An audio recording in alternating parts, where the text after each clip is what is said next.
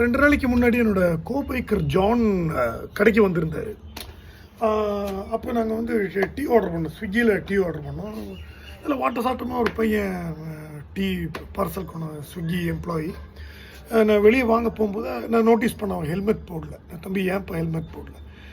இல்லை சார், ரொம்ப நேரம் தலையெல்லாம் வலிக்குது அப்படி இப்படின்னா. அப்போ நான் இல்லைப்பா ஹெல்மெட் போடுன்னு சொல்லி உள்ளே வந்துட்டேன்.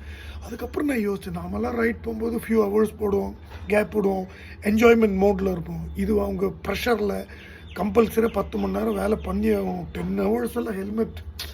ஸ்விக்கி ஜொமேட்டோ எல்லாம் கொஞ்சம் வென்டிலேட்டடாக பிராண்டட் ஹெல்மெட் அவங்களுக்கு ஸ்பான்சர் பண்ணால் தப்பு இல்லை. இப்போ ரொம்ப பாவமாக இருந்து அவன் இந்த வயசில் கஷ்டப்படுறான். அவன் மனசில் எவ்வளோ ஏக்கம் இருக்கும், என்னென்ன பண்ணணும், என்னென்ன சாதிக்கணும் எல்லாம் இருக்கும்ல.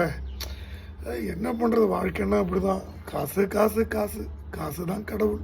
நம்ம என்ன பண்ண முடியும்? அதான் உண்மை, அது ரியாலிட்டி. பாடுபடுங்க, அதனுடைய முயற்சி எடுங்க, சக்ஸஸ் உங்களை தேடி வரும்.